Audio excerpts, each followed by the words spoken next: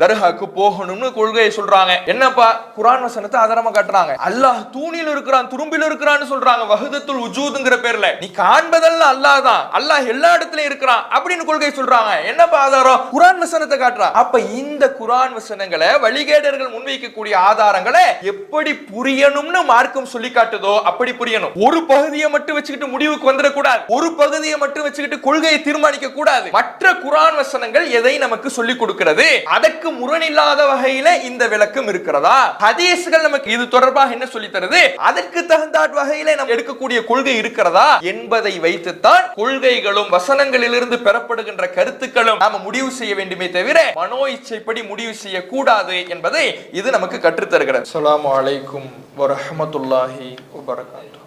கண்ணியத்துக்குரிய எல்லாம் வல்ல அல்லாஹ்வின் நல்லடியார்களே, வரலாற்று சுவடுகளில் வழி தவறிய பிரிவுகள் என்ற தலைப்பின் கீழாக ஹவாரிஜுகளை பற்றிய தகவல்களை நாம் தொடர்ச்சியாக அறிந்து வருகிறோம். ஹவாரிஜுகள் என்ற கூட்டத்தார் வரலாறில் எப்படி தோன்றினார்கள், அவர்கள் என்னென்ன கொள்கைகளை பிரச்சாரம் செய்தார்கள், அதிலே அவர்களுடைய முதன்மை கொள்கையாக இருக்கிற ஆட்சியாளருக்கு எதிராக கிளர்ச்சி செய்யலாம் என்ற கொள்கை இஸ்லாத்தின் பார்வையில் எத்தகையது, பெரும்பாவம் செய்தவர்கள் காஃபிர்கள் தான், அவர்கள் நிரந்தர நரகத்தில் இருப்பார்கள் என்று அவர்கள் சொன்ன கொள்கை திருமறை குர்ஆனுடைய பார்வையிலேயும் ஹதீஸ்களுடைய பார்வையிலேயும் எத்தகையது, இது போன்ற தகவல்களை எல்லாம் நேற்றைய தினம் வரை நாம அறிந்திருக்கிறோம். அதற்கு அடுத்தபடியாக ஹவாரிஜுகள் உட்பட வழிதவறிய பிரிவுகளை எடுத்துக்கொண்டால் அவர்கள் அனைவருமே திருமறை குர்ஆனுக்கும் ஆதாரபூர்வமான நபிமொழிகளுக்கும் தவறான விளக்கம் கொடுப்பவர்களாகத்தான் இருந்திருக்கிறார்கள். வழிகட்ட கூட்டம் ஒவ்வொன்றுமே தங்களுடைய சொந்த கருத்தாக மக்களிடத்திலே தவறான கொள்கையை பிரச்சாரம் செய்யலை. அப்படி அவங்க பிரச்சாரம் செஞ்சிருந்தாங்கன்னா அது மக்களிடம் எடுபட்டு இருக்காது. நீ யாரு சொல்றதுக்கு அப்படின்னு கேட்டு போயிடுவாங்க. நீ இதை சொல்றதுக்கு யாரு, நீ ஏதோ ஒன்று புதுசா இன்னைக்கு வந்து சொல்ற, இதை நான் ஏன் கேட்கணும் என்று நீ எனக்கு சொல்றதுக்கு யாருன்னு மக்கள் அதை பெரிதுபடுத்த மாட்டாங்க.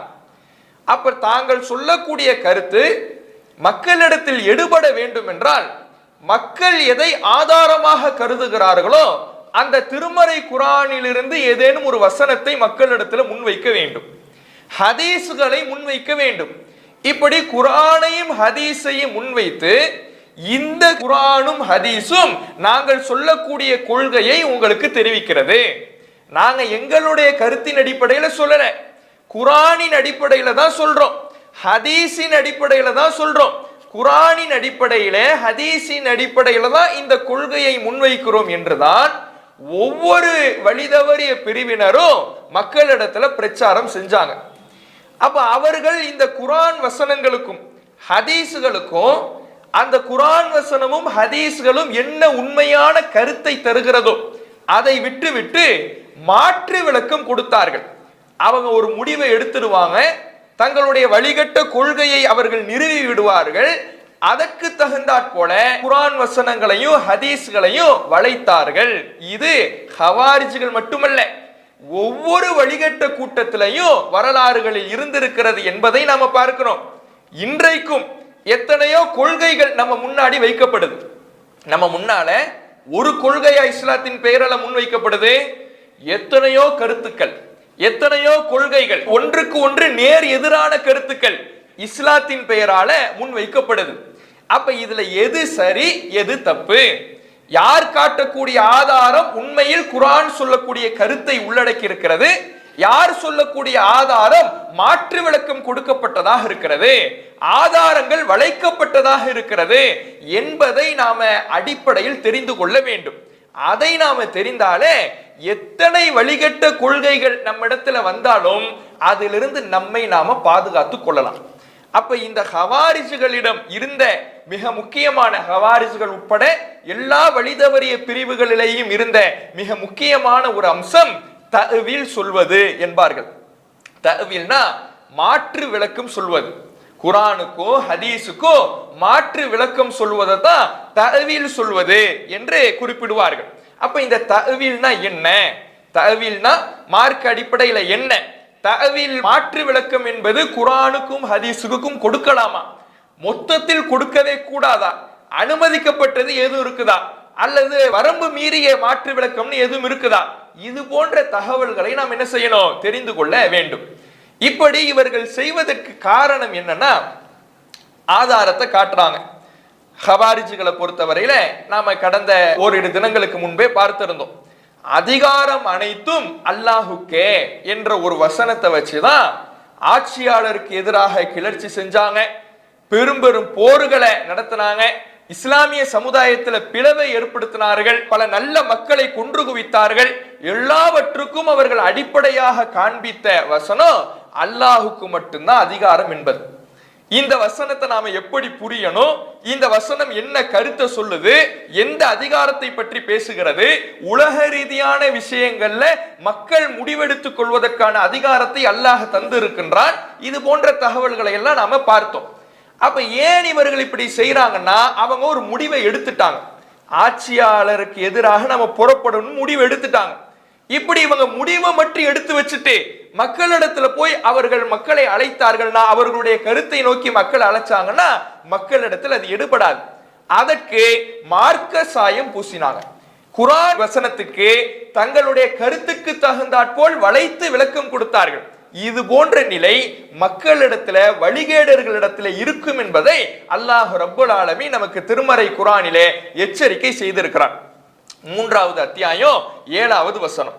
அல்லாஹ் இந்த திருமறை குர்ஆனை பற்றி சொல்லுகின்ற பொழுது, ஹுவல்லதி அன்ஸல அலைக்கல் கிதாப், அல்லாஹ் உங்களுக்கு இந்த வேதத்தை அருளி இருக்கின்றான்.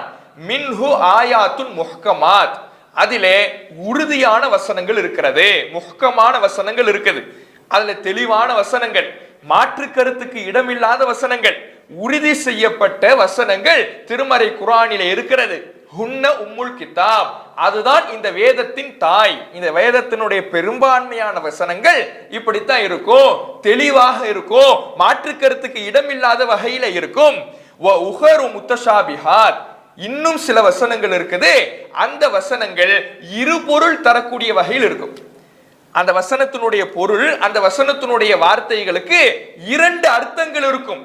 அத ஃபஅம்மல்லதீன ஃபீ குலூபிஹிம் ஸைக், எவர்களுடைய உள்ளத்தில் வழிகேடு இருக்கிறதோ, சருகள் இருக்கிறதோ, அவங்க அந்த இது போன்ற வசனங்களை, இரு பொருள் தரக்கூடிய வசனங்களை எடுத்துக்கொண்டு ஃபயத்தபிஊன மா தஷாபஹ மின்ஹு இப்திகா அல் ஃபித்னா வப்திகா தஅவீலிஹி, அதனுடைய மாற்று கருத்தை தேடியோ குழப்பத்தை விளைவிப்பதை தேடியோ இந்த மாற்றுக்கு இருபொருள் தரக்கூடிய வசனங்கள்ல மாற்று கருத்தை அவர்கள் பின்பற்றுவார்கள். வமா யஅலமு தஅவீலஹு இல்லல்லாஹு வராசிஹூன ஃபில் இல்ம், கல்வியில அல்லாஹ்வும் கல்வியில தேர்ச்சி பெற்றவர்களும் தான் இந்த வசனத்தினுடைய உண்மையான கருத்தை அறிந்து கொள்வார்கள்.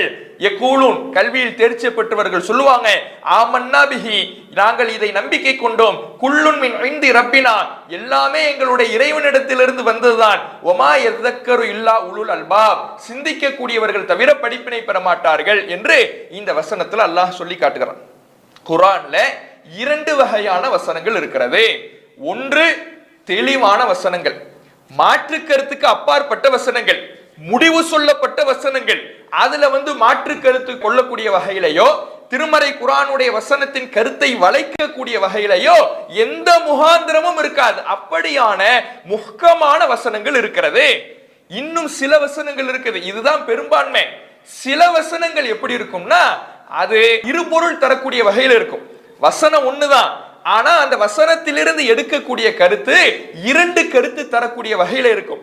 அதுல சரியானவர்கள், அல்லாஹ்வை சரியாக நம்பியவர்கள், மூமின்கள் சரியான விளக்கத்தை அறிஞ்சுக்குவாங்க.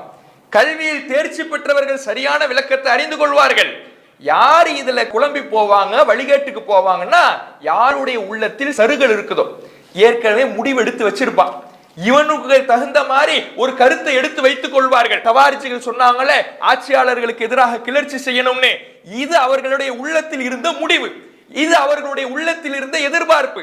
இதற்கு தகுந்தாற்போல் குர்ஆன் வசனத்தை தேடும் பொழுது இது போன்ற இரு பொருள் தரக்கூடிய வசனங்கள்ல ஒன்னை எடுத்துக்கொண்டு அதை தங்களுக்கு தகுந்தாற்போல் வளைத்து குழப்பத்தை ஏற்படுத்தி பின்பற்றுவார்கள் என்று அல்லாஹ் ரப்புல் ஆலமீன் இந்த குர்ஆன்ல 2 விதமான வசனங்கள் இருக்குதுங்கிறத சொல்லி காட்டுறான். நபிகள் நாயகம் ஸல்லல்லாஹு அலைஹி வஸல்லம் அவர்கள் இந்த வசனத்திற்கு விளக்கத்தை சொல்லும் பொழுது இந்த வசனத்தை ஓதி காட்டிவிட்டு அல்லாஹ்வுடைய தூதர் அவர்கள் சொல்றாங்க, ஃபஇதா ரஐத்தல்லதீன யத்தபிஊன மா தஷாபஹ மின்ஹு, இந்த முத்தஷாபிஹான வசனங்களிலிருந்து மாற்று விளக்கத்தை யாரெல்லாம் தேடுகிறார்களோ அப்படிப்பட்டவர்களை நீங்கள் பார்த்தால் ஃபஉலாயிகல்லதீன ஸம்மல்லாஹு ஃபஹதர்ஹும், எவர்களிடத்தில் எச்சரிக்கையாக இருக்குமாறு அல்லாஹ் சொல்லுகிறானோ அவர்கள் தான் அவங்கள்ட்ட ரொம்ப நீங்க கவனமா இருக்கணும், எச்சரிக்கையா இருக்கணும். ஏன்னா அவன் குர்ஆன் வசனத்தை காட்டின உடனே குர்ஆன் வசனம் அப்படியே பின்பற்றிடணும் இப்படி போயிடக்கூடாது. அவன் சொல்லக்கூடிய குர்ஆன் வசனத்திற்கான கருத்து உண்மையில் குர்ஆன் சொல்லுகிற கருத்தா, உண்மையில் ஹதீஸ் சொல்லுகிற கருத்தா, மார்க்கம் சொல்லுகிற கருத்தா என்பதை நீங்கள் புரிந்து கொள்ள வேண்டும், எச்சரிக்கையாக இருக்கணும், கவனமாக இருக்கணும்னு அல்லாஹ்வுடைய தூதர் அவர்கள் சொல்லக்கூடிய செய்தி சஹீஹுல் புகாரியில 4547வது செய்தியாக பதிவு செய்யப்பட்டிருக்கிறது. அப்ப குர்ஆன் வசனத்தை வழிகேடர்கள் தங்களுக்கு தகுந்தாற்போல் வளைப்பார்கள், வழிகேடர்கள் தங்களுக்கு தகுந்தாற்போல் குர்ஆனுடைய கருத்துக்கு மாற்று விளக்கம் கொடுப்பார்கள் என்பதை இந்த வசனம் நமக்கு எடுத்துரைக்கிறது. தஅவீல் என்றாலே அதுக்கு நேரடி அர்த்தம் விளக்கம் தான். தஅவீல்னா நேரடி அர்த்தம் என்ன? அரபு மொழிக்கு விளக்கம். இந்த விளக்கம் என்பதை நாம குர்ஆன் வசனத்தை எப்படி விளங்க வேண்டும் என்கின்ற சில முறைகள் இருக்குது. குர்ஆன் வசனங்களை நாம எப்படி விளங்கணும், ஒவ்வொரு குர்ஆன் வசனத்தை நாம அணுகுவதாக இருந்தால், குர்ஆன் வசனத்தை நாம புரிவதாக இருந்தால் எப்படி புரியணும், எப்படி விளங்கணும் என்ற சில அடிப்படைகள் இருக்குது. அந்த அடிப்படைகளின்படி நாம விளங்கினால் மட்டும்தான் சரியான விளக்கத்தை நம்மால் அறிந்து கொள்ள முடியும். இல்லைனா வழிகேடல்கள் உள்ளவங்க குர்ஆன் வசனத்தை தங்களுக்கு தகுந்தாற்போல் வளைத்து திரித்து நம்மிடத்துல கொள்கையை முன்வைப்பாங்க. அப்ப நம்ம என்ன விளங்கிடக் கூடாது, ஆஹா குர்ஆன்ல இருக்கிற கொள்கை இது குர்ஆன் சொல்லுகிற கொள்கை என்று விளங்கி விடக்கூடாது. அது என்ன, இவன் சொல்லக்கூடிய ஆதாரத்தில் இப்படியான கருத்து இருக்கிறதா என்பதை நாம சிந்தித்து பார்க்க வேண்டும் என்பதை இந்த வசனம் நமக்கு என்ன செய்து சொல்லி காட்டுகிறது. இப்போ இந்த ஹவாரிஜிகள் எப்படியெல்லாம் வசனங்களுக்கு மாற்று விளக்கம் கொடுத்தாங்க என்பதை அறிவதற்கு முன்னால அதோடு சேர்த்து நம்ம எதையும் தெரிஞ்சுக்கணும்னா குர்ஆன் வசனங்களை அணுகக்கூடிய முறை என்ன, குர்ஆன் வசனத்தை எப்படி விளங்கணும், குர்ஆன் வசனத்திலிருந்து எப்படி கருத்தை உள்வாங்கணும் என்பதையும் நாம சேர்த்து அந்த அடிப்படையை தெரிந்து கொண்டால்தான் இந்த ஹவாரிஜிகளுடைய சிந்தனை மட்டும் இல்ல, எந்த வழிகட்ட சிந்தனை நம்ம இடத்துல வந்தாலும் அதிலிருந்து நம்மை தற்காத்துக் கொள்ள முடியும். வழிகேட்டிலிருந்து நம்ம விலகி நிற்கணும்னா குர்ஆனுடைய கருத்தை எப்படி எடுக்க வேண்டும் என்கின்ற அடிப்படையை நம்ம என்ன செய்யணும், புரிந்து கொள்ள வேண்டும். அப்ப அதற்கு முதலாவதாக நாம தெரிந்து கொள்ள வேண்டிய அடிப்படை, ஒரு குர்ஆன் வசனத்தை விளங்குகின்ற பொழுது அந்த ஒரு குறிப்பிட்ட வசனத்தை மட்டும் வைத்து நம்ம கருத்தை புரியக்கூடாது. குர்ஆன் வசனத்தை நம்ம விளங்குறோம்னு வைங்களேன், குர்ஆனை படிக்கிறோம், குர்ஆனுடைய வசனத்தை நம்ம இடத்துல ஆதாரமாக முன்வைக்கிறாங்கன்னா ஒரு குறிப்பிட்ட வசனத்தை மட்டும் வைத்து நாம விளக்கம் எடுக்க கூடாது. ஒட்டுமொத்த குர்ஆனுடைய வசனங்களும் என்ன கருத்தை தருகிறதோ அதற்கு முரண்படாத வகையில் தான் குர்ஆனை புரிய வேண்டும். ஹதீஸ்கள் நமக்கு என்ன கருத்தை சொல்லி தருகிறதோ அதற்கு முரண்படாத வகையில் தான் குர்ஆனுடைய கருத்தை உள்வாங்க வேண்டும். ஏன், இந்த குர்ஆனும் சரி ஹதீஸும் சரி இறை செய்தி அல்லாஹ்விடமிருந்து வந்தது. அல்லாஹ்விடமிருந்து வந்ததுக்கு அடையாளமே இதில் முரண்பாடு இல்லை என்பதுதான்.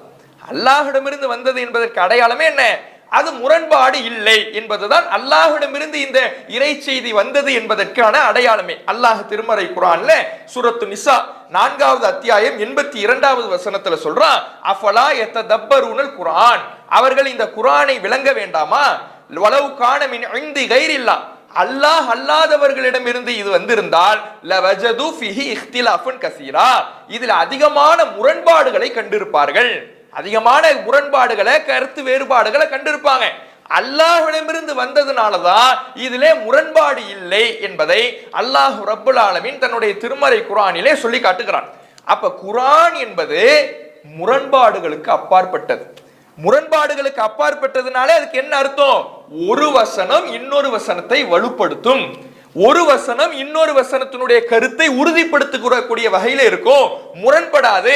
ஒரு கருத்தை நாம் எடுக்கிறோம்னா அந்த கருத்து மற்ற வசனங்களுக்கு முரண்படாத வகையில் தான் எடுக்க வேண்டுமே தவிர நாம ஒரு வசனத்தை இன்னொரு வசனத்தோடு மோதவிடக் கூடாது என்பது இந்த அடிப்படையிலிருந்து நமக்கு தெளிவாகிறது.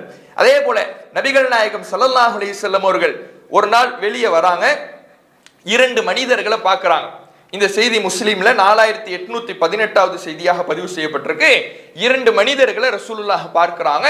அந்த 2 மனிதர்களும் இஹ்தலஃபா ஃபி ஆயத்தின், ஒரு வசன விஷயத்திலே முரண்பட்டு கொண்டிருக்கிறாங்க. ஒவ்வொருத்தரும் ஆளுக்கு ஒரு கருத்தை சொல்லி குர்ஆனுடைய வசனத்தை மோதவிட்டு கொண்டிருக்கிறார்கள், முரண்பாடு கற்பித்துக் கொண்டிருக்கிறார்கள். அப்போது அல்லாஹ்வுடைய தூதரவர்கள் மக்களிடத்திலே வருகிறார்கள். அவர்களுடைய முகத்திலேயே அவர்களுடைய கோபம் தெரியுது. குர்ஆனுடைய வசனத்தை எப்படி புரியணுமோ அப்படி அவங்க புரியல. குர்ஆனுடைய வசனத்தை மற்ற குர்ஆனுடைய வசனங்களை வைத்து புரியணும். ஏன்னா அல்லாஹ்விடமிருந்து வந்த வேதம் என்பது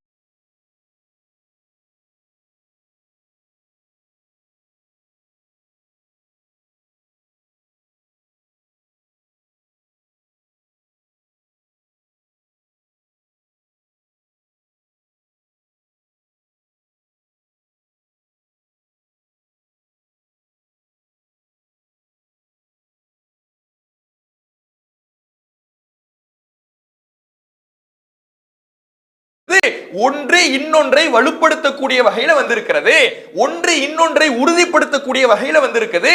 இதை நம்பியவர்கள் ஒரு வசனத்திற்கான கருத்து இன்னொரு வசனத்திற்கு முரண்படாத வகையில எடுக்கணும். ஆனா இந்த 2 மனிதர்கள் என்ன பண்றாங்கன்னா முரண்பாடு கொடுக்கின்ற வகையில விளக்கம் சொல்லிக்கிட்டு இருக்கிறாங்க. இதை பார்த்த அல்லாஹ்வுடைய தூதர் அவர்களுடைய முகம் கோபத்தால் கொப்பளிக்கிறது. முகத்திலேயே கோபம் தெரியுது. அந்த அளவுக்கு ரசூலுல்லாஹுடைய கோபம் அதிகமான உடனே நபிகள் நாயகம் ஸல்லல்லாஹு அலைஹி வஸல்லம் அவங்க மக்களிடத்துல சொல்றாங்க, இன்னமா ஹலக்க மன்கான கபலக்கும், உங்களுக்கு முன்பிருந்தவர்கள் அழிந்து நாசமாக போனதெல்லாம் பிஹ்திலாஃபிஹிம் ஃபில் கிதாப், வேதத்துல அவர்கள் முரண்பட்டது காரணத்தினாலதான். குர்ஆன்ல அவர்களுக்கு வழங்கப்பட்ட வேதத்துல அவர்கள் மோதவிட்டாங்க. ஒரு வசனத்தை இன்னொரு வசனத்தோடு மோதவிட்டு அவர்கள் கருத்தெடுத்தார்கள், முரண்பாடான கருத்துக்களை எடுத்தார்கள். இதனால் தான் அவர்கள் அழிந்து போனாங்க. நாம குர்ஆன் வசனத்துக்கான கருத்தை விளங்குகிற பொழுது, குர்ஆன் வசனங்களை ஆய்வு செய்கிற பொழுது, ஒரு வசனம் இன்னொரு வசனங்களுக்கு முரண்படுகிற வகையிலே கருத்தை விளங்க கூடாது. ஒன்று இன்னொன்றை வலுப்படுத்தக்கூடிய வகையில அல்லாஹ் தந்திருக்கிறான்னா வலுப்படுத்தக்கூடிய வகையில தான் விளங்கணும். இதை நாம அடிப்படையாக தெரிந்து கொள்ள வேண்டும். அதே போல அல்லாஹ் ரப்புல் ஆலமீன் ஃபுஸ்ஸிலத் என்ற சூராவிலே 42வது வசனத்துல சொல்லி காட்டுகிறான், லா யஅதீஹில் பாத்திலு மின் பைனி யதைஹி வலா மின் ஹல்ஃபிஹி, அல்லாஹ்வுக்கு முன்பு இருந்தும்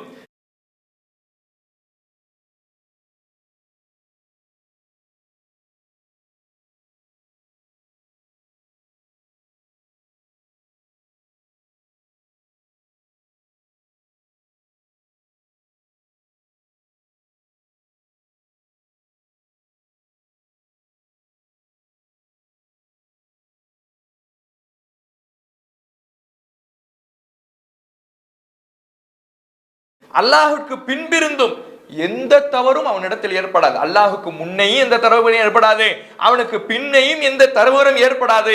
தன்சீலும் மின் ஹக்கீமின் ஹமீத், இது அல்லாஹ்விடமிருந்து நுண்ணறிவாளனிடமிருந்து அருளப்பட்ட வேதம். இந்த வேதம் அல்லாஹ் நுண்ணறிவாளனிடமிருந்து அருளப்பட்ட வேதம். இந்த நுண்ணறிவாளனிடமிருந்து அருளப்பட்ட வேதம் எப்படி இருக்கும்னா முன்னையும் தவறு இருக்காது, பின்னையும் தவறு இருக்காது. ஒரு மனுஷன் சொல்லி இருந்தான்னா முதல்ல ஒன்னு சொல்லிட்டு பின்னால வேற ஒன்னு சொல்லுவான். முதல்ல என்ன சொன்னோம்ங்கிறத மறந்துட்டு வேற ஒன்னு சொல்லுவான். 23 ஆண்டு காலமாக குர்ஆன் சிறுக சிறுக அருளப்பட்டது. 23 ஆண்டு காலம்னா நீண்ட ஒரு காலம். அந்த நீண்ட காலத்துல முதல் 4 வருஷத்துல ஒன்ன சொல்லிட்டு பின்னாடி கடைசி 4 வருஷத்துல வேற ஒன்ன கூட சொல்லலாம். இப்படியான குழப்பங்கள்ல மனிதனுக்கு ஏற்படும். ஆனா இது மனிதரிடமிருந்து வந்ததல்ல, இது அல்லாஹ்விடமிருந்து வந்தது. இது அல்லாஹ்வுடைய இறை செய்தியினால் உறுதி செய்யப்பட்டது. இதுல தவறு வராது, இதுல முரண்பாடு வராது என்று நபிகள் நாயகம் அல்லாஹ் ரப்புல் ஆலமீன் திருமறை குர்ஆனிலே சொல்லி காட்டுகிறான். அப்ப குர்ஆனுடைய அடையாளமே இது அல்லாஹ்விடமிருந்து அருளப்பட்டிருப்பதற்கான சான்றே இந்த குர்ஆனில் தவறு இல்லை என்பதுதான். ஒரு வசனம் இன்னொரு வசனம் உறுதிப்படுத்தக்கூடிய வகையில இருக்கிறது என்பதுதான் அல்லாஹ்விடமிருந்து அருளப்பட்டதற்கான சான்று. இப்படி இறை செய்தி என்பது அல்லாஹ்விடமிருந்து வந்ததற்கான சான்றே, இதுல தவறு இல்லை. ஒரு கருத்து இன்னொரு கருத்தை வலுப்படுத்தக்கூடிய வகையில இருக்கிறது என்பதை இந்த வசனங்களில் இருந்து நம்மால் தெரிந்து கொள்ள முடிகிறது. அதே மாதிரி சூரத்துல் அஅராஃப்ல அல்லாஹ் ரப்பல் ஆலமீன் 7வது அத்தியாயம் 52வது வசனத்துல சொல்றான், ஃபஸல்னாஹு அலா இல்மின், இந்த வேதத்தை நாம தெளிவாக பிரித்து பிரித்து சொல்லி இருக்கிறோம். இந்த வேதத்தை நாம எப்படி வழங்கி இருக்கிறோம்னா பிரித்து பிரித்து தெளிவுபடுத்தி இருக்கிறோம். அலா இல்மின், ஞானத்தின் அடிப்படையில இதை நாம பிரித்து பிரித்து தெளிவுபடுத்தி இருக்கிறோம். இதுல எல்லாத்துக்கும் தெளிவு இருக்குது, இதுல எல்லாத்துக்கும் வழிகாட்டுதல் இருக்கு, இதுல முரண்பாடு கிடையாது, இதை பிரித்து பிரித்து உங்களுக்கு சொல்லி தந்து இருக்கிறோம் என்று அல்லாஹ் ரப்பல் ஆலமீன் இந்த வேதம் என்பது தெளிவான வேதம் என்பதை அதை திருமறை குர்ஆனிலே சொல்லி காட்டுகிறான். அதே மாதிரி இந்த குர்ஆனை நாம விளங்கும் பொழுது இதை முதல்ல அடிப்படையாக கவனிக்கணும். இந்த வசனங்கள் எல்லாமே நமக்கு சொல்லி தரக்கூடியது என்ன? ஒரு வசனத்திற்கு முரணாக இன்னொரு வசனத்தை விளங்க கூடாது. ஏன்னா அப்படி அல்லாஹ் வசனங்களை அருள மாட்டான். வசனங்களை அல்லாஹ் எப்படி தருவான்னா, இந்த ஒரு வசனம் இன்னொரு வசனத்தை உறுதிப்படுத்தக்கூடிய வகையிலே வலுப்படுத்தக்கூடிய வகையில தான் திருமறை குர்ஆனுடைய வசனங்கள் இருக்குமே தவிர முரண்படக்கூடியதாக அல்லாஹ் தரமாட்டான். ஒன்று இன்னொன்றோடு மோதக்கூடிய வகையில தரமாட்டான். நாம குர்ஆன் வசனத்தை புரிவதாக இருந்தால் ஒரு வசனத்திற்கு தோதுவாகத்தான் இன்னொரு வசனத்தை விளங்க வேண்டுமே தவிர முரணாக விளங்க கூடாது என்பதை இந்த வசனத்திலிருந்து நாம் என்ன செய்யலாம், தெரியலாம். அதே மாதிரி இந்த குர்ஆனை விளங்குவதற்கு அல்லாஹ் நமக்கு சொல்லி தருகின்ற மற்றொரு வழி என்னன்னா, ஹதீஸை வைத்து விளங்கணும். குர்ஆன் வசனத்தை இன்ன பிற குர்ஆன் வசனத்தை வைத்து புரிய வேண்டும். அதே போல குர்ஆன் வசனத்தை ஹதீஸ்களை வைத்து புரிய வேண்டும் என்ற அடிப்படையையும் அல்லாஹ் ரப்பல் ஆலமீன் குர்ஆன்ல சொல்லித்தரான். சூரத்து நஹல் 16வது அத்தியாயம் 44வது வசனத்துல அல்லாஹ் சொல்லி காட்டுகின்றான், வன்சல்னா இலைக்க திக்ர லிதுபய்யின லின்னாஸி மா நுஸில இலைஹிம், மக்களுக்கு அருளப்பட்ட செய்தியை நபியே நீங்கள் தெளிவுபடுத்த வேண்டும் என்பதற்காக அறிவுரையை உங்களுக்கு தந்திருக்கிறோம். மக்களுக்கு அருளப்பட்ட குர்ஆன் இருக்குது. இந்த குர்ஆனை நபியே நீங்கள் மக்களுக்கு புரிய வைக்கணும், விளங்க வைக்கணும்.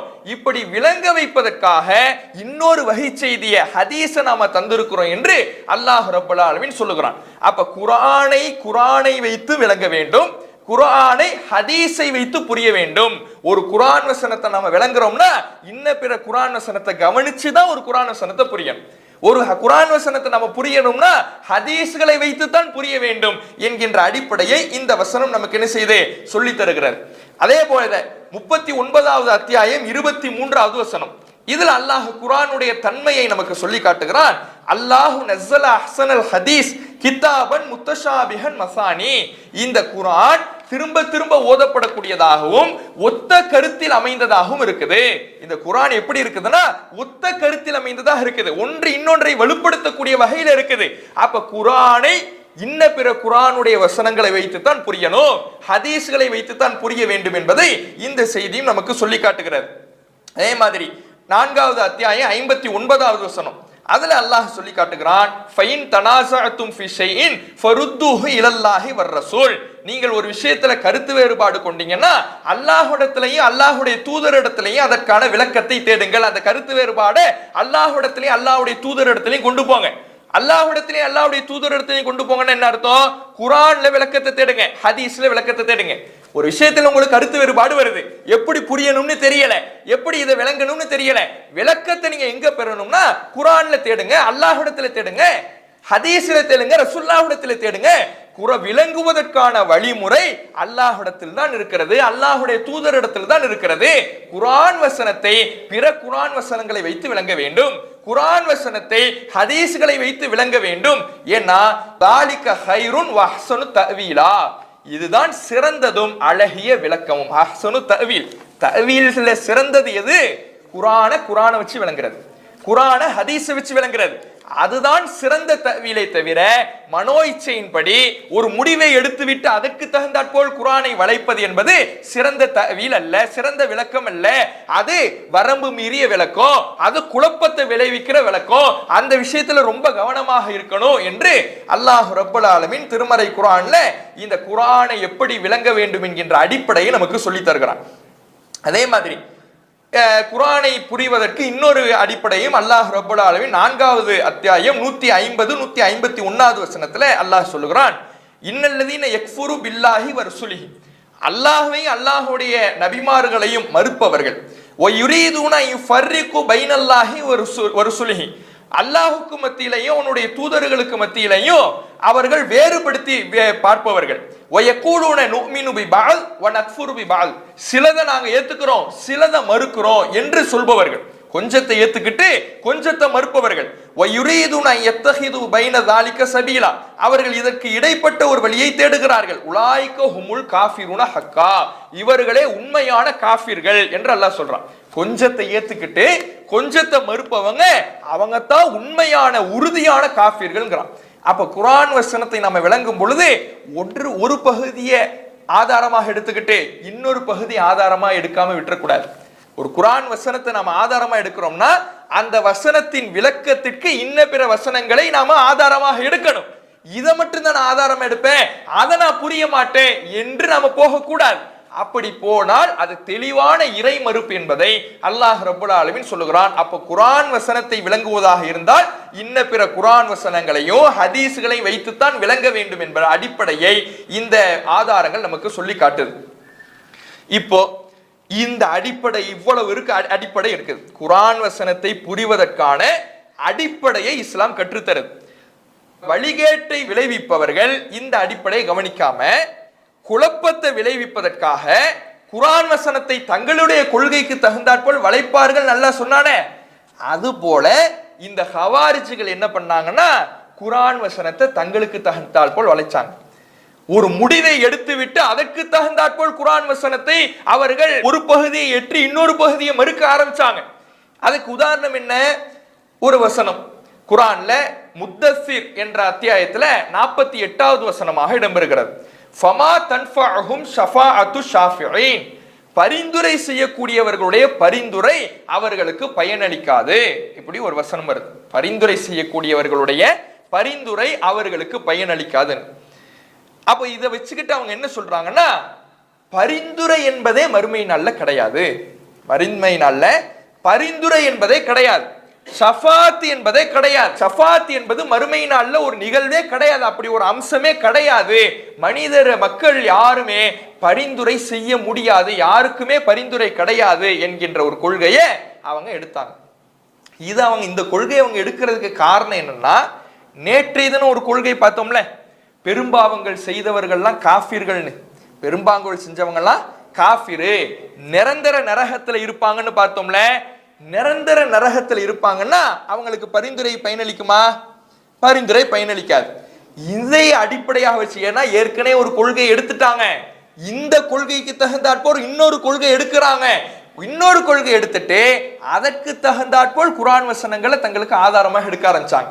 அந்த வகையில தான் இந்த முத்தஸ்ஸிர் என்ற அத்தியாயத்துல 48வது வசனத்தில் இடம்பெறுகிற பரிந்துரையாளர்களின் பரிந்துரை அவர்களுக்கு பயனளிக்காது என்ற வசனத்தை ஆதாரமாக காண்பித்து மறுமையில ஷஃபாத்தை கிடையாதுன்னாங்க. திருமறை குர்ஆனில் ஷஃபாத்தை பற்றி, பரிந்துரையை பற்றி நிறைய நமக்கு சொல்லப்படுது. நிறைய வசனங்கள்ல பரிந்துரையை பற்றி பேசப்படுகிறது. சில வசனங்கள்ல பரிந்துரை இல்லை என்று சொல்லப்படும். இந்த வசனத்தை போல இன்னும் சில வசனங்கள்ல எந்த பரிந்துரையும் இல்லை என்ற கருத்துல சில வசனங்கள் இடம்பெறும். அது மட்டும்தான் இடம்பெறுதா? பரிந்துரை இல்லை என்ற கருத்து மட்டும்தான் குர்ஆன்ல இடம்பெறுதான்னு கேட்டா இல்லை. பரிந்துரை இருப்பதை போன்ற வசனங்களும் ஹதீஸ்களும் இருக்குது. அப்ப இதை எப்படி புரியணும் அப்படின்னா, நிரந்தர நரகம் என்று யாருக்கெல்லாம் சொல்லப்பட்டதோ, ஷிர்க் வச்சவங்களுக்கு தான் நிரந்தர நரகம்னு சொல்லப்படுது. அவங்க தான் அல்லாஹ்வுடைய மன்னிப்புக்கு அப்பாற்பட்டவர்கள் சொல்லப்படுது. அவர்களுக்குத்தான் பரிந்துரை இல்லையே தவிர அல்லாஹ் நாடியவர்களுக்கு பரிந்துரை என்பது உண்டு. பெரும்பாவங்கள் செய்தவர்களுக்கும் பரிந்துரை என்பது உண்டு. அவர்கள் நபிகள் நாயகம் ஸல்லல்லாஹு அலைஹி வஸல்லம் அவர்கள் பரிந்துரை செய்யும் பொழுது இறைவன் நாடினால் அவர்கள் நரகில் இருந்து வெளியேற்றப்படுவார்கள். இந்த கருத்தை எல்லாம் குர்ஆன் வசனம் சொல்லுது, இன்ன பிற ஹதீஸ்கள் சொல்லுது. அதையெல்லாம் விட்டுடுவாங்க, அதை கவனிக்க மாட்டாங்க.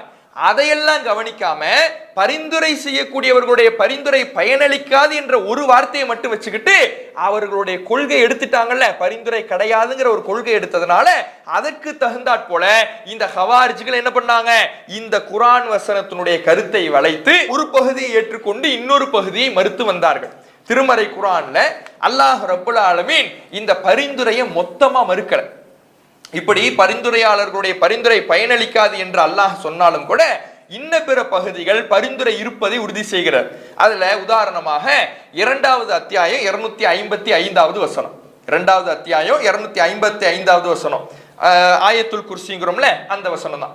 அதுல அல்லாஹ் ரப்புல் ஆலமீன் சொல்றான், மன் தல்லதி யஷ்ஃபஉ இன்தஹு இல்லா பிஇذனி, அல்லாஹுடைய அனுமதியின்றி பரிந்துரை செய்பவர் யார், அல்லாஹுடைய அனுமதியின்றி பரிந்துரை செய்பவர் யார் என்று அல்லாஹ் கேட்கிறான்.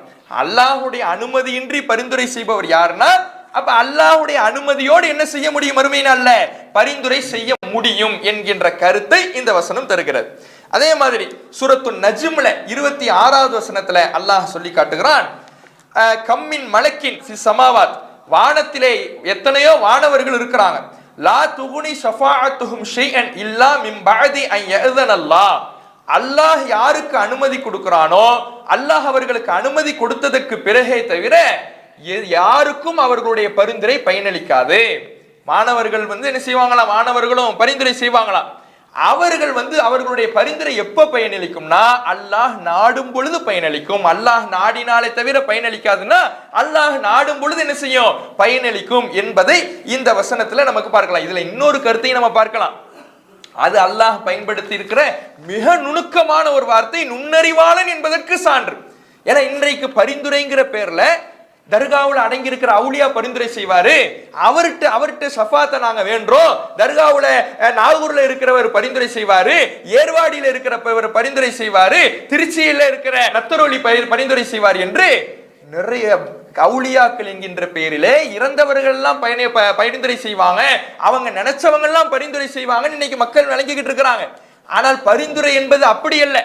பரிந்துரை மறுமையில யாருக்கு செய்ய முடியும் என்பதையும் அல்லாஹ் தான் நாடுவான், யார் செய்ய முடியும் என்பதையும் அல்லாஹ் தான் நாடுவான். யாரு பரிந்துரை செய்ய முடியும், அல்லாஹ் நாடியவர்களால் தான் பரிந்துரை செய்ய முடியும்.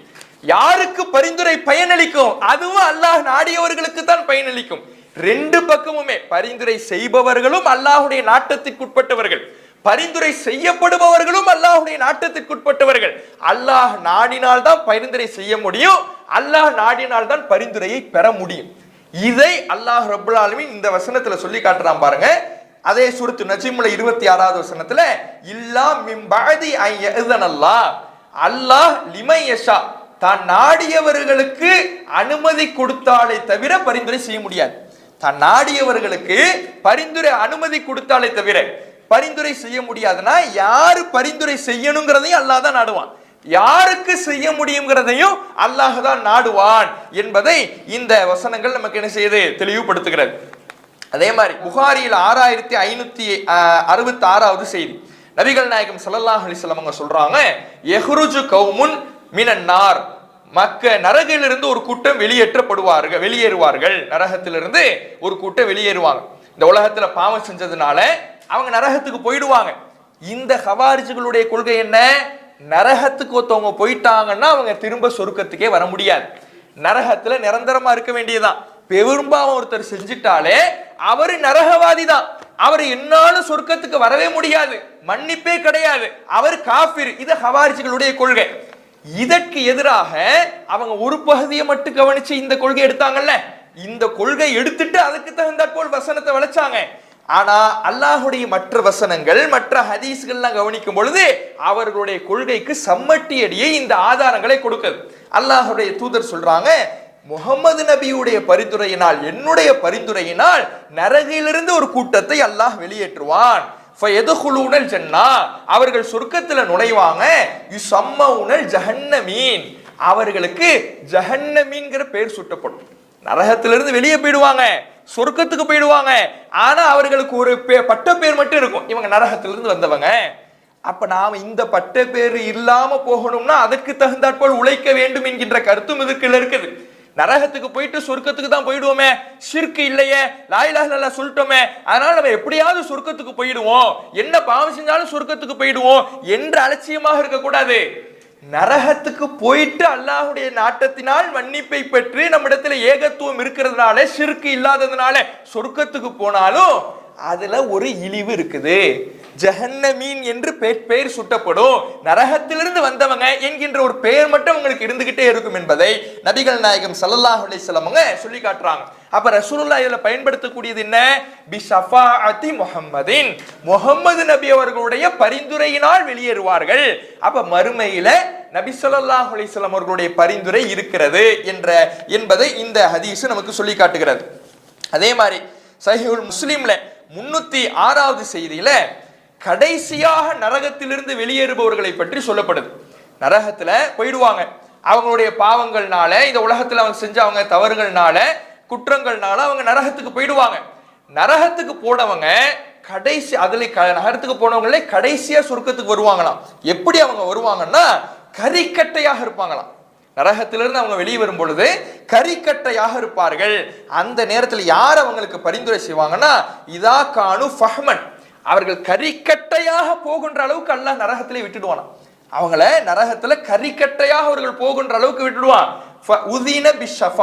அந்த நேரத்துல ஷஃபாஅத்துக்கு அனுமதி கொடுக்கப்படும். ஷஃபாஅத்துங்கிறது நினைச்சவர் போய் செஞ்சிட முடியாது. இன்னைக்கு மக்களாக இவர் பரிந்துரை செய்வாரு, அவர் பரிந்துரை செய்வாரு, நாகூர்ல இருக்கிறவர் பரிந்துரை செய்வாரு என்று இவர் மக்களாக முடிவு செஞ்சிருக்கிறாங்களே, அவங்க எல்லாம் பரிந்துரை செஞ்சிட முடியாது. பரிந்துரை யார் செய்ய வேண்டும் என்று அல்லாஹ் முடிவெடுக்க வேண்டும். அல்லாஹ் முடிவெடுத்து சிலருக்கு அந்த அனுமதியை கொடுப்பான். நீங்க பரிந்துரை செய்யுங்க, நீங்க பரிந்துரை செய்யுங்க அனுமதி கொடுப்பான். அப்படி அல்லாஹ்வால் அனுமதி வழங்கப்படுகின்ற பொழுது அவர்கள் பரிந்துரை செய்வாங்க. அப்ப மக்கள் கூட்டம் கூட்டமாக நரகிலிருந்து வெளியேற்றப்படுவார்கள். சுவனத்தின் நதிக்கு அருகிலே அவர்கள் கரிக்கட்டைகளாக கொண்டு வரப்படுவாங்க. அந்த தண்ணீரிலிருந்து அல்லாஹ் சொல்வான், அஃபீது அலைஹிம், அவர்களின் மீது இந்த தண்ணீரிலிருந்து ஊற்றுங்கள் என்று சொல்லப்படும் பொழுது நதிக்கரை ஓரத்திலே இருக்கின்ற புட்புண்டுகள் எப்படி பசுமையாக முளைக்குமோ அதுபோல கரிக்கட்டையாக இருந்தவர்கள் உயிர் பெற்று வருவார்கள் என்று அல்லாஹுடைய தூதர் அவர்கள் சொல்லக்கூடிய செய்தி சஹீஹ் முஸ்லிம்ல 306வது செய்தியாக பதிவு செய்யப்பட்டிருக்கு. அப்ப இந்த செய்திகள் இன்னும் ஏராளமான ஹதீஸ்களும் ஏராளமான குர்ஆன் வசனங்களும் மறுமையில் பரிந்துரை இருக்கிறது. அல்லாஹ் யாரை நாடுகிறானோ அவர்களை பரிந்துரை செய்ய வைப்பான், யாருக்கு நாடுகிறானோ அவர்களுக்கு பரிந்துரையை வழங்குவான் என்று ஆதாரங்கள் சொல்லுது. இந்த பகுதியை எல்லாம் விட்டுடுவாங்க. இந்த ஹாரிஜியாக்கள் என்ன பண்ணிட்டாங்கன்னா இந்த பகுதியை எல்லாம் விட்டுட்டு அவர்களுக்கு தகுந்தாற்போல் அவங்க ஒரு முடிவை எடுத்துட்டாங்க. பெரும்பாவங்கள் செஞ்சவங்க காஃபிர்கள்ங்கிற முடிவு எடுத்துட்டாங்க. பெரும்பாவங்கள் செஞ்சவங்க நிரந்தர நரகத்தில் இருப்பாங்கன்னு முடிவு எடுத்துட்டாங்க. அப்ப அதற்கு முடிவெடுக்கணும்னா என்ன, அவர்களுடைய முடிவு எப்படி அமையணும்? பரிந்துரை இருந்தால் சொர்க்கத்துக்கு போயிடுவாங்கன்னு அவங்க முடிவை மாற்ற வேண்டியது வருமே. அவங்க முடிவை மாற்ற மனசு இல்லாம குர்ஆன் வசனத்தை தங்களுக்கு தகுந்தாற்போல் வலிச்சுக்கிட்டாங்க. பரிந்துரையே மொத்தத்துக்கு இல்லைன்னு மறுத்துட்டாங்க. அப்ப இதுதான் வழிகேடர்களின் அடையாளம். வழிகேடர்களுடைய அடையாளம் என்னன்னா, மற்ற குர்ஆன் வசனங்கள்ல மற்ற வசனங்களை விட்டுடுவாங்க, ஹதீஸ்களை விட்டுடுவாங்க. தங்களுக்கு தகுந்தாற்போல் ஒரு பகுதியை மட்டும் வைத்துக்கொண்டு ஒரு கொள்கையை நிறுவி அதற்கு தகுந்தாற்போல் மார்க்கத்தை வளைப்பார்கள், மாற்று விளக்கம் கொடுப்பார்கள்.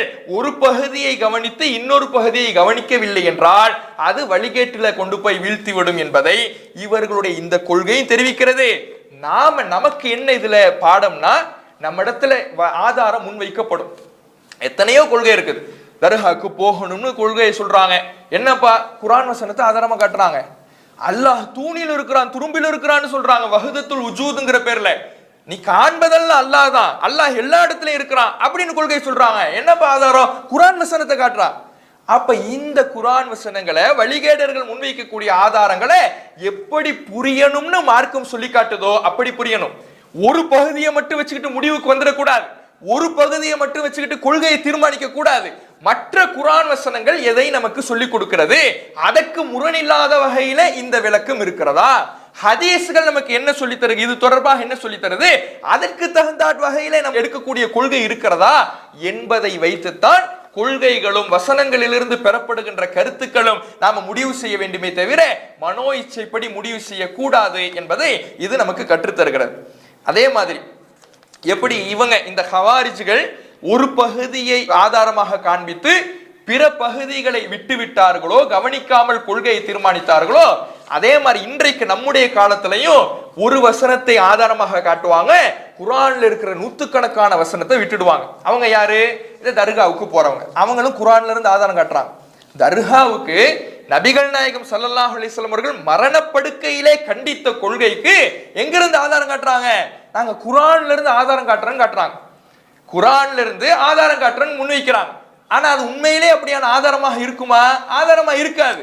அதை நாம சரியாக புரிந்து கொள்ள வேண்டும். அவன் வளைக்கிறான் ஆதாரத்தை, அவர்கள் ஆதாரத்தை திரிக்கிறார்கள் என்பதை புரிந்து அதற்கான சரியான விளக்கத்தை அறிய வேண்டும். என்ன சொல்றாங்கன்னா, நாம ஒரு 2-3 நாட்களுக்கு முன்பு கூட இந்த வசனத்தை மேற்கோள் காட்டியிருந்தோம், எப்படி இவங்க வளைக்கிறாங்கன்னு.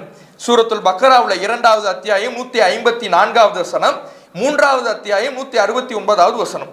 இதுல அல்லாஹ் சொல்லக்கூடியது என்னன்னா, வலா தகூலு லிமை யுக்தலு ஃபி சபீலில்லாஹ் அம்வாத், அல்லாஹ்வுடைய பாதையில யாரெல்லாம் கொல்லப்பட்டார்களோ அவர்களுக்கு மரணித்தவர்கள் என்று நீங்க சொல்லாதீங்க. பல் அஹ்யா, அவர்கள் உயிரோடு இருக்கிறாங்க. வலாக்கின் லா தஷ்உரூன், என்றாலும் நீங்கள் உணர மாட்டீங்க. அவங்க மௌத்தானவங்களாக அவங்கள மௌத்தானவங்கன்னு சொல்லக்கூடாது, அவங்க உயிரோடு தான் இருக்கிறாங்க என்று அல்லாஹ் ரப்பல் ஆலமீன் சொல்லக்கூடிய வகையில இந்த வசனம் இருக்குது. அப்ப இந்த வசனத்தை வச்சு அல்லாஹ்வுடைய பாதையில ஒருத்தர் கொல்லப்பட்டார்னா, ஷஹீதா இருக்கிறார்னா, அவங்க எல்லாம் மௌத்தாகல, உயிரோட தான் இருக்கிறாங்க என்று ஆதாரம் எடுத்து தர்காவுல அடங்கி இருக்கிறவங்கள்ட்ட அவங்க எல்லாம் உயிரோட தான் இருக்கிறாங்க, அந்த நல்லடியார்கள்லாம் அவங்களுடைய கபறுகள்ல ஹயாத்தோட தான் இருக்கிறாங்க, அதனால நம்முடைய பிரார்த்தனைகளை எல்லாம் அவங்கள்ட்ட செய்யலாம், நம்முடைய கோரிக்கைகளை அவங்கள்ட்ட கேட்கலாம், அவங்கள்ட்ட பரிந்துரை செய்யுமாறு கோரிக்கை வைக்கலாம் என்று இந்த தர்காவுக்கு செல்லக்கூடியவர்கள் இந்த வசனத்தை வைத்து ஆதாரமாக காட்டுறாங்க. அப்ப இதை எப்படி நம்ம புரியுறது? இதை நம்ம புரியறதுக்கு கஷ்டப்படவே தேவையில்லை, ரசூலுல்லாவே விளக்கிட்டு போயிட்டாங்க.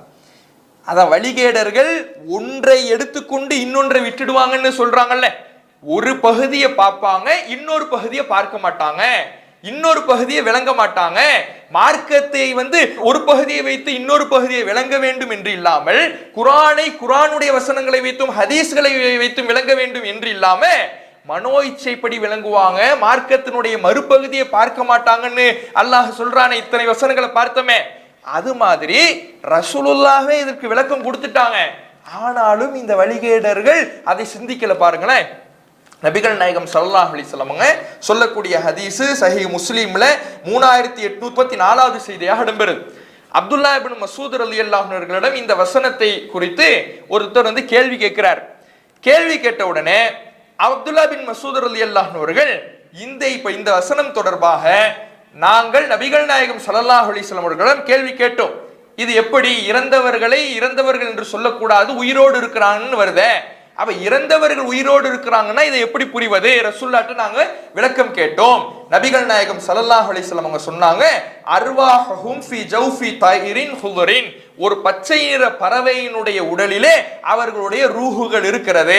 தஸ்ரஹு மினல் ஜன்னதி ஹைசு ஷாஅத், அந்த பறவை நாடுகின்ற விதத்திலே சுவனத்தில் சுற்றி திரிகிறது, பறந்து வருகிறது என்று நபிகள் நாயகம் ஸல்லல்லாஹு அலைஹி வஸல்லம் விளக்க சொன்னாங்க. உயிரோடு இருப்பாங்கன்னா கபருல உயிரோடு இருப்பாங்கன்னு அர்த்தம் இல்ல, அவர்களுடைய ரூஹுகள் சுவனத்து சிட்டுக்குருவிகளுடைய உடல்ல பொருத்தப்பட்டு அங்க அவங்க சுத்திக்கிட்டு இருக்கிறாங்க, பறந்து கொண்டு இருக்கிறார்கள் என்று நபிகள் நாயகம் ஸல்லல்லாஹு அலைஹி வஸல்லம் விளக்கம் சொல்லிட்டாங்க. ஆனா இவங்க என்ன பண்றாங்க? கபறுகள்ல உயிரோடு இருக்கிறாங்க, அவங்கள்ட்ட நம்ம துவா செய்யலாம். இந்த வசனம் முதல்ல அவர்களுக்கு பொருந்தாத வசனம். இந்த வசனத்துல உயிரோடு இருப்பாங்கன்னு வருது. எப்படி உயிரோடு இருப்பாங்கன்னு ரசூலுல்லாஹ் சொல்லிட்டாங்க, அது வேறு விஷயம். உயிரோடு இருப்பாங்கன்னு சொல்லப்பட்டதுனால கேளுங்கன்னு இந்த வசனத்துல இருந்து கட்டளை இருக்குதா? உயிரோடு இருக்கிறாங்கன்னு சொல்லப்பட்ட வசனத்துல நீங்க போய் துவா செய்யுங்க, நீங்க போய் கேளுங்க, உங்களுக்கான ரிஸ்கை கேளுங்க, உங்களுக்கான கோரிக்கைகளை முன்வைங்க, அவங்கள்ட்ட பரிந்துரைய வேண்டுகள் இருக்கா? எதுவுமே இல்லை. எப்படி உயிரோடு இருக்கிறாங்கிறதையும் மார்க்கம் சொல்லி தந்துருச்சு, விளக்கம் கொடுத்துருச்சு. அது ஷஹீதானவங்களுக்கான ஒரு சிறந்த அந்தஸ்தாக, சிறந்த கூலியாக அல்லாஹ் தந்திருக்கிறான் என்பதை ரசூலுல்லாஹ் விளக்கிட்டாங்க. அதையெல்லாம் விட்டுட்டு கபர்ல உயிரோடு இருக்கிறாங்கிறாங்க. சரி, இன்னைக்கு தர்கால போய் கையேந்துறாங்கல்ல, இதுல யாரு அல்லாஹ்வுடைய பாதையில கொல்லப்பட்டவங்க? இந்த வசனம் அல்லாஹ்வுடைய பாதையில கொல்லப்பட்டவங்களை பத்தி பேசுது. இன்னைக்கு தர்கால போய் வணங்குறவங்க அல்லாஹ்வுடைய பாதையில் அவங்க எல்லாம் கொல்லப்பட்டாங்களா? ஷஹீதா? அல்லாஹ்வுடைய எந்த போர்ல அவர் பங்கெடுத்தாரு? எந்த போர்ல பங்கெடுத்து அல்லாஹ்வுடைய பாதையில் அவர் கொல்லப்பட்டாரு? எதுவுமே கிடையாது. பீடி குடிச்சுக்கிட்டு பைத்தியக்காரன அலைஞ்சுக்கிட்டு இருந்த மனுஷனை கூப்பிட்டு அவர் மௌத்தான உடனே கபரை கட்டி வணங்கிக்கிட்டு இருக்கிறாங்க.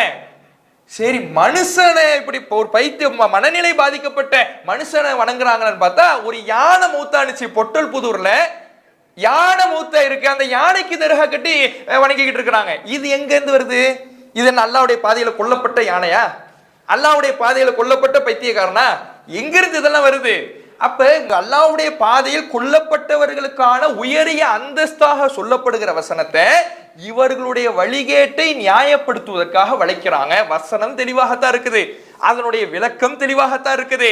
உள்ளத்தில் சருகள் இருப்பவர்கள், வழிகேடு இருப்பவர்கள் தங்களுக்கு தகுந்தாற்போல் இந்த இருபொருள் தரக்கூடிய வசனங்களை வளைத்துக் கொள்வார்கள். நல்லா சொல்றானே, முடிவை எடுத்துட்டு தங்க மார்க்கத்தை தங்களுடைய வியாபாரத்துக்காக தங்களுடைய வயிற்று பிழைப்புக்காக வளைப்பவர்கள் ஒரு முடிவை எடுத்துட்டாங்க. அதற்கு தகுந்தாற்போல் ஆதாரத்தை தேடுறாங்க.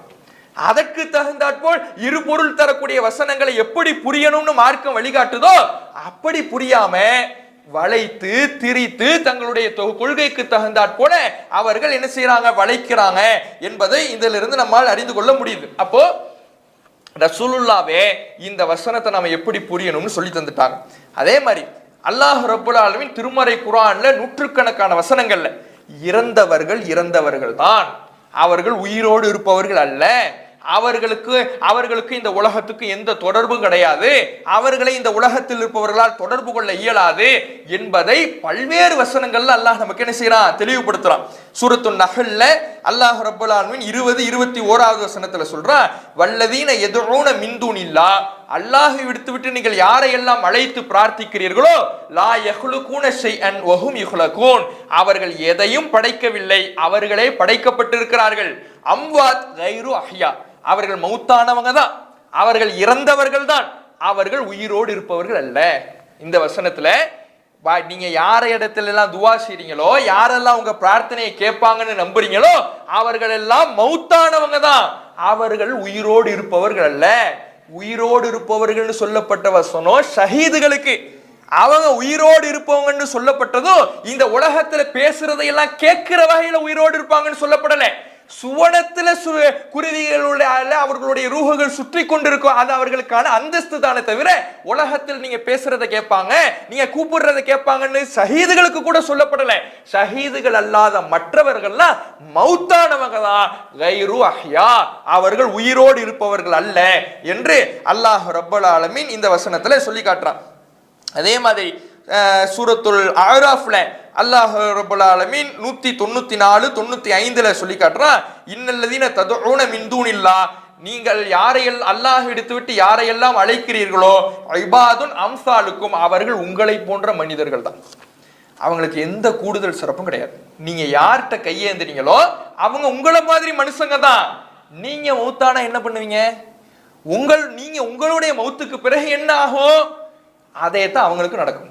உங்களுடைய மௌத்துக்கு பிறகு என்ன நடக்குமோ, கபருல நீங்க இருப்பீங்க, மாணவர்கள் வந்து விசாரிப்பாங்க, நல்ல மனிதராக இருந்தால் நிம்மதியான முறையிலே உறங்கி கொண்டிருப்பார், கெட்டவராக இருந்தால் கபரு நெருக்கி கொண்டிருக்கும், வேதனையை மறுமை நாள் வரை அனுபவித்துக் கொண்டிருப்பார் என்றே மற்ற மனிதர்களுக்கு என்ன சொல்லப்படுதோ உங்களுக்கு என்ன சொல்லப்பட்டிருக்குதோ அதே மாதிரி தான் அவரும். அவருக்கு எந்த சிறப்பும் கிடையாது, அவர் உயிரோடு இருப்பாருங்கிறதுக்கு எந்த ஆதாரமும் கிடையாது, அவர் உயிரோடு இல்லவே இல்லை என்று அல்லாஹ் ரப்பல் ஆலமீன் சொல்லிவிட்டு ஃபதுஉஹும், நீங்க முடிஞ்சா அவங்களை கூப்பிட்டு பாருங்க, ஃபல் யஸ்தஜீபு லக்கும் இன் குன்தும் சாதிகீன், நீங்கள் சொல்லக்கூடிய கொள்கை உண்மையாக இருக்கும் என்றால், அதுல நீங்கள் உண்மையாளர்களாக இருப்பீங்கன்னா அவங்க உங்களுக்கு பதில் தந்து பார்க்கட்டும். நீங்க கூப்பிட்டு பாருங்க, அவங்க பதில் சொல்லி பார்க்கட்டும். உயிரோடு இருப்பாங்கங்கிறிய, நீ கூப்பிடுப்பா, கூப்பிட்டு அவங்க பதில் தந்து பார்க்கட்டும் என்று இவ்வளவு தெளிவாக ஆழமாக அழுத்தம் திருத்தமாக அல்லாஹ் ரப்பல் ஆலமீன் மௌத்தானவங்க தான், அவங்களுக்கு இந்த உலகத்துக்கு எந்த தொடர்பும் இல்லை என்று சொல்லியும் கூட ஒரு பகுதியை வைத்துக் கொண்டு அதை எப்படி விளங்கணும்னு மார்க்கம் சொல்லி இருக்குதோ அந்த விளக்கத்தை விட்டுட்டு ரசூலுல்லாஹ் விளக்கிட்டு போயிருக்கிறாங்க. ரசூலுல்லாஹ் விளக்கிட்டு போனதை கூட விளங்காம வழிகேட்டுல உள்ளவங்களுக்கு அதான் பாருங்களேன், தெளிவா ரசூலுல்லாஹ் விளக்கிட்டு போயிருக்கிறாங்க. அந்த விளக்கம் புரியலைன்னா அல்லாஹ் முத்திரையிட்டுருங்கிறான்ல, சிந்தனையில அடிச்சிருவங்கிறான்ல, சிந்தனையில அல்லாஹ் காலி பண்ணிட்டான்னா எதுவுமே விளங்காது, அது பக்கமே அவன் சிந்தனை போவாது. அந்த வழிகேடர்கள் இப்படி ஒன்றை வைத்து தங்களுடைய கொள்கையை நியாயப்படுத்த பார்ப்பார்கள். அதுல எச்சரிக்கையாக இருக்கணும். இதெல்லாம் ஹவாரிஜிகளுடைய கொள்கை. இது மாதிரி தங்களுக்கு தகுந்தாற்போல் குர்ஆன் வசனத்தை வளைப்பது, வழிகேட்டுக்கு தகுந்தாற்போல் ஒரு பகுதியை மறைத்து இன்னொரு பகுதியை சொல்வதெல்லாம் ஹவாரிஜிகளுடைய கொள்கை. அந்த வகையில தான் இன்றைக்கு என்ன செய்யறாங்க, ஒவ்வொரு வழிகட்ட கொள்கையும், எந்த வழிகட்ட கொள்கை எடுத்துக்கிட்டாலும் இது மாதிரி தான் இருக்கும். இவங்க தர்காவுக்கு போறவங்க மௌத்தாயிட்டாங்க, மௌத்தானவங்க தான், இறந்தவங்க தான், அவங்களுக்கு இந்த உலகத்துக்கு தொடர்பு இல்லை, நூற்றுக்கணக்கான வசனம் இருக்கும். அதையெல்லாம் விட்டுட்டு இந்த உயிரோடு இருப்பவர்கள் இருக்குது, அதை எப்படி புரியணும்னு மார்க்க சொல்லுது, அப்படி புரியாம வழிகேட்டுக்கு ஆதாரம் காட்டினாங்களா, இப்படித்தான் ஒவ்வொரு வழிகேட்ட கொள்கையும். இதெல்லாம் ஹவாரிஜிகளுடைய தன்மை. வஹியை மட்டும் பின்பற்றணும்னு குர்ஆன் முழுக்க இருக்கும். வஹியை மட்டும் தான் நீ பின்பற்றணும், அல்லாஹ்விடமிருந்து அருளப்பட்ட செய்தியை மட்டும் தான் நீ பின்பற்றணும். குர்ஆன் முழுக்க நூற்றுக்கணக்கான வசனம் இருக்கும். அதையெல்லாம் விட்டுடுவாங்க. விட்டுட்டு சஹாபாக்கள் அல்லாஹ் பின்பற்ற சொல்றான்னு தங்களுக்கு தகுந்தாற்போல் குர்ஆன் வசனத்தை வளைப்பாங்க. அப்ப இப்படி வழிகேட்டில் இருக்கக்கூடிய தவறான கொள்கையை பிரச்சாரம் செய்யக்கூடிய ஒவ்வொருவரும் செய்யக்கூடிய வேலை என்னென்றால், குர்ஆனுடைய ஒட்டுமொத்த கருத்தை கவனிக்காமல் ஒரு பகுதியை வைத்து அதை தங்களுடைய கொள்கைக்கு தகுந்தாற்போல் வளைக்க ஆரம்பிப்பார்கள். அதுல நாம ரொம்ப கவனமாக இருக்கணும். இந்த தஅவீல் விஷயத்துல, குர்ஆனுக்கு எப்படி விளக்கம் கொடுக்க வேண்டும் என்கின்ற விஷயத்துல மிக கவனமாக இருக்கணும். அதை எப்படி, குர்ஆனை எப்படி அணுகணும்னு நாம தெரிஞ்சா மட்டும்தான், எப்படி புரியணும்னு நாம தெரிஞ்சா மட்டும்தான், எந்த வழிகேடுகள் எந்த ரூபத்தில் நம்ம முன்னாடி வந்து நின்றாலும், இப்ப ஹவாரிஜிகள் எப்படி விளங்குனாங்க அதுக்கு என்ன பதில் நம்ம தெரிஞ்சிட்டோம். அடிப்படைகளை நாம உசூல தெரிஞ்சுக்கிட்டாதான் தஅவீல்னா என்ன, எப்படி விளங்கணும், விளக்கம்னா என்ன, அதை குர்ஆன் வசனங்களை எப்படி விளங்கணும் என்கின்ற அடிப்படைகளை புரிஞ்சிட்டோம்னா, ஹவாரிஜிகள் மட்டும் இல்ல, எத்தனை ஆயிரம் வழிகேடுகள் நம்ம முன்னாடி வந்து நின்னாலும், அவர்கள் ஆதாரம்ங்கிற பேர்ல நம்ம முன்னாடி வச்சாலும், அதை சரியாக புரிந்து கொள்வதற்கு அடிப்படைகளை தெரிந்து கொள்ள வேண்டும். அதுல ஒரு சில அடிப்படை இன்னைக்கு பார்த்திருக்கிறோம். இன்ஷா அல்லாஹ் நாளைய தினம் இந்த குர்ஆன் வசனங்களை எப்படி அணுகணும், வழிகேடர்கள் ஆதாரமாக முன்வைக்கும் பொழுது குர்ஆன் வசனத்தை நாம் எப்படி புரிய வேண்டும் என்கின்ற இன்னும் சில அடிப்படைகளையும், ஹதீஸ்களை நாம் எப்படி விளங்க வேண்டும் என்கின்ற அடிப்படைகளை இன்ஷா அல்லாஹ் நாளைய தினம் அறிந்து கொள்வோம். அஸ்ஸலாமு அலைக்கும் வரஹ்மத்துல்லாஹி வபரகாத்துஹு. அல்லாஹு அக்பர். அல்லாஹ்